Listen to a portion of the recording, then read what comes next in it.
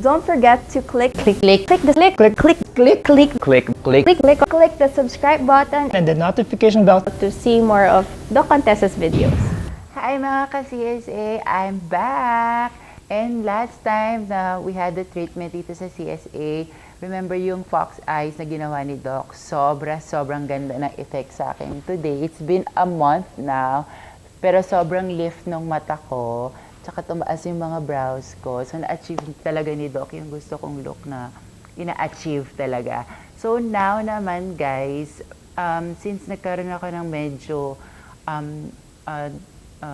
allergies sa mukha and breakouts dahil sa pagsusuot ng mask, gagawin daw ni Doc today is yung new laser niya or new machine niya called Pico machine. So, abangan natin guys kung ano mga effect nitong bagong machine, and I'll see you guys later.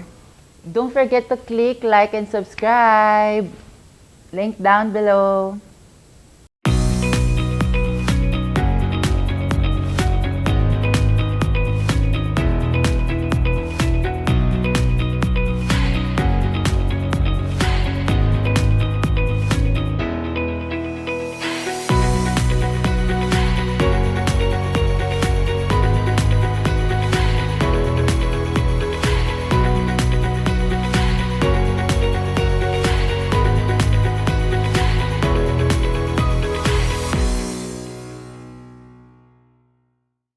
Good day everyone, welcome to the CSA Medical Aesthetics. I'm Dr. Contessa, your certified aesthetic physician.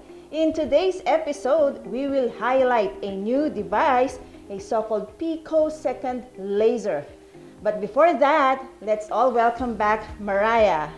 Hi mga ka-CSA! I'm back! I'm so excited, Doc. Ano na gagawin nating pagpapaganda? Exactly. So Mariah, in the past, we were able to maintain the so-called V shape or V contour of the face.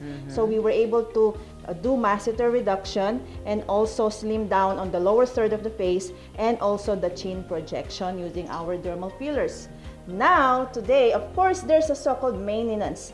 Of course, Mariah loves her skin.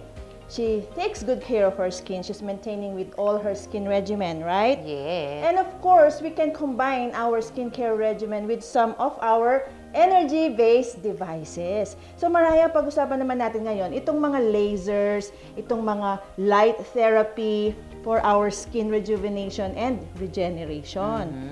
I'm pretty sure you are so meticulous in choosing your skincare regimen, right? Okay, something that's quality, something that will also give nourishment to your skin. So yan, every day, si Mariah inaalagaan yan. Meron tayong routine. Skincare routine, day and night. Correct. So these creams are very good.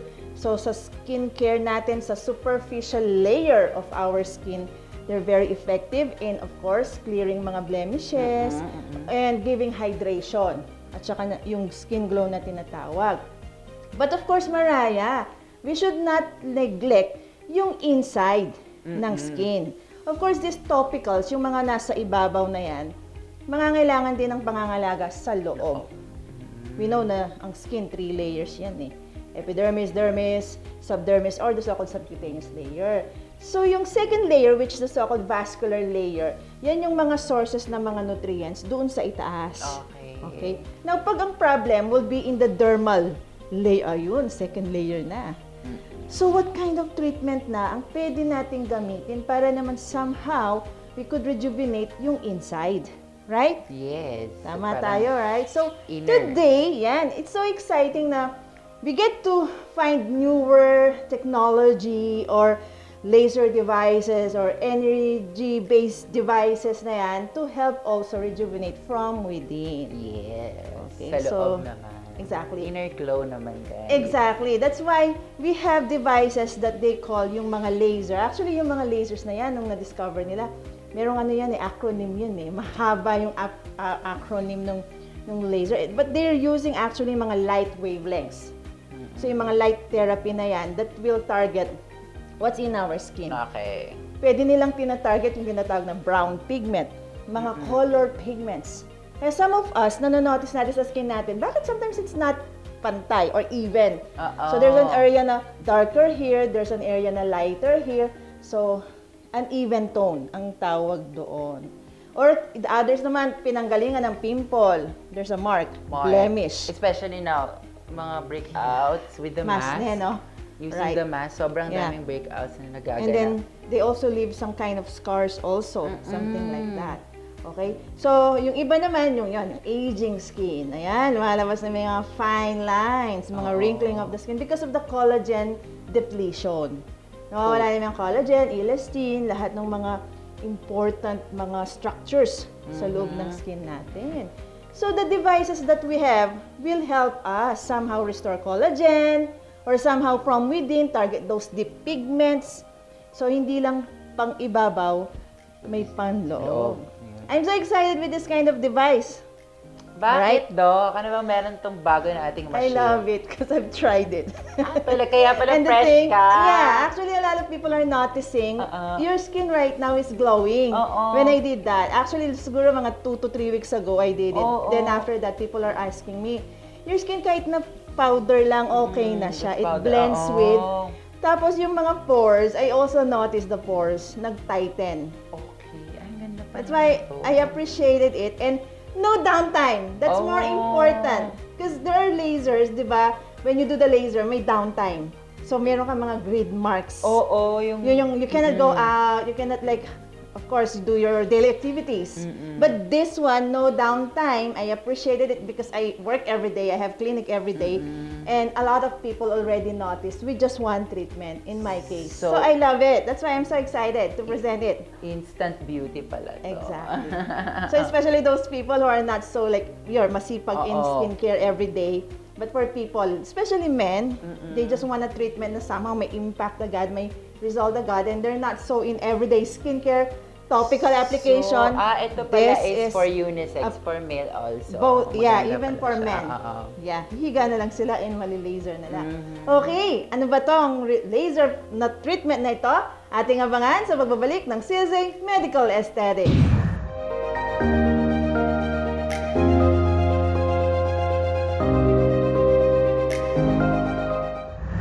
Back mga ka-CSA, so we have with us our Pico laser machine. Actually, Mariah, we had demonstrated the other machine, yung Q-Switch and Diag or Lucid laser. That's a nano laser. Means to say, yung kanyang duration of delivery of the energy pulse, it's in the 10 to the 9th. And this one is already on the 10 to the negative 12.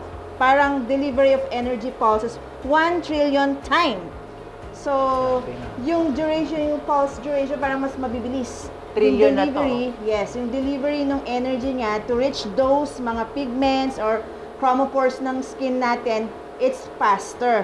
And less yung kanyang tinatawag na diffusion ng thermal energy. So, yung surrounding tissues, lesser yung chance na somehow pati sila medyo magkaroon ng injury. Okay? So, this one is purely targeting yung mga target chromopores like yung brown pigment or melanin or red pigment sa vascular or yung tinatawag na water chromophore. So, this one specifically targets yung mga pigments. Okay? Actually, even for tattoo removal, it's indicated. Oh. Yeah. And this one has a toning effect, meaning to say to balance yung skin tone or kung meron kang uneven skin tone, it can help balance that. And also rejuvenation, it helps in regenerating collagen. So, meron din siyang anti-aging. Okay? Anti-aging. So, and then, it tightly closes the pores. Yung skin pores natin, nagiging tighter also. So, talagang rejuvenated ang skin and balance all over. So, I have here the device. I'll be using the energy or the wavelength, 1064. Actually, it has 3, 1064, 755, and the 532. Okay, those are already technical terms na. So this one, I'll be having yung fluence and frequencies, all of those. Okay, for the doctors, they understand this. And so I'll be working on the areas, particularly right now, yung lower third ni Mariah. So you can do this full face, multiple passes. So I have my device here, and then we'll just press on the energy, or rather the screen here, yung sa power button niya. So it's a touch screen. And then I have a foot pedal there. And then we'll cover the eyes of Mariah. Okay, so these are, okay, we have to protect our vision. Okay, I'll start on the lower part of the face. So stepping on our pedal there, foot pedal there. There you go. So the passes like that.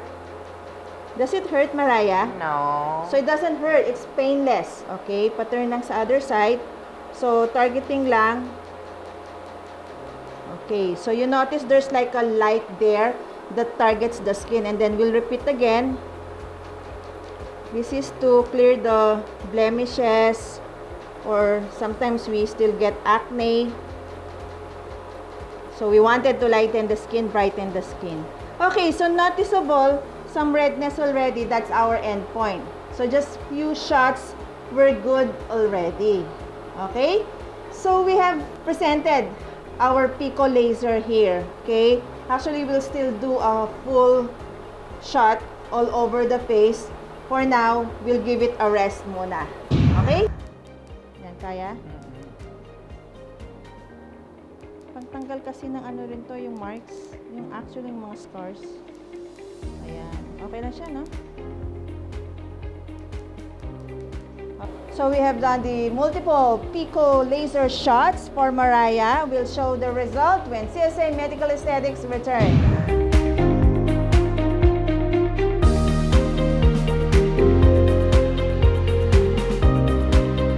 And we're back, mga ka-CSA. So we have done the Pico laser for skin rejuvenation and skin toning for Mariah. And let's check on Mariah. How is our guest for today? Ayan. Okay, just want to show to Mariah. Okay, her skin right now. Okay, so there's some expected slight redness, but that redness in few minutes it will start to go away or fade. Tsaka na-lessen yung mga ano marks, ko, pimple yeah. marks ko. Exactly. Because this one is, whenever we're doing this to our clients, we notice that their skin starts to become lighter as we do it. Yeah, noticeable. But we only used few shots, few of our Pico laser shots for Mariah. And I really focus more of the lower part of the face because, of course, this part here, mask na, no? Sometimes we still get these pimple blemishes. So I really worked on this part here. And plus also to tighten the skin pores. So somehow it will help also for those people who have active acne because the heat can also target the microbe of the acne vulgaris. So the Propionibacterium acne is also being targeted by the heat. So it will prevent the inflammatory acne as well. So it's a good treatment for those people who have concerns on acne as well as acne marks or even mild acne scar. Okay, so aside from pigmentations, aside from melasma or PIH, hyperpigmentation, or any dark spots on our face, also those with concerns on acne, inflammatory acne, or those with acne marks. And also it has a target for tattoo, yung mga black or brown or even those colored tattoos. And not only on the face area, you can work on the neck area if there are pigmentations there, or parts of our body with pigmentations, armpit, groin area, or even our lower extremities if you see any pigmentations there. This kind of laser can target that. And I appreciate it because it really has, for me, no downtime. No downtime. It's painless. Actually, Actually. you feel some of those tingling sensations there, but Nakakagulat lang at first. Yeah, the Nakakagulat sound. lang the sound. Yeah, Pero wala there's siyang a pain certain- at all. Exactly, yeah. And then also, it's really very, very safe. It's indicated for all phototypes, skin phototypes, or any skin condition, or all ages also. It's a good device. So, ayan, ang dami nating nasabing benefits. So, Mariah, how are you now? Yes, I'm very, very good and I'm so happy with the result, guys. Kita nyo naman, instant flawless effect. So, after a week daw, makikita mo na yung Yes. pinaka-finishing niya na like, Result, yung ina-achieve ko kasi talaga yung flawless tsaka glass Exactly, skin. glass Ng, skin. so, it's V-shape na ako. Medyo marami nang nagawa si Doc sa akin na perfect na siya. So, ang skin naman ang pinaprioritize Using namin ni Doc. So, using energy-based devices. Yan. Yan. Okay, so expect after the procedure, minimal redness or erythema, which will go away because that is our endpoint. And the good thing about this, it's not like the other devices na we have machines that are ablative types of lasers. Pag ablative type, yan yung mga may marks after the treatment na medyo mahaba or meron silang downtime like few days. So, our ablative lasers, of course, there's a burning on from the superficial layer. So, few days you'll have yung mga grid marks. But this one is non-ablative. So, no downtime talaga. So, initially, minimal redness lang. And then, it's within that day, it's gonna clear na. Okay. And especially for people who are so busy, who works a lot. So, you can do this as a lunchtime treatment, coffee break treatment.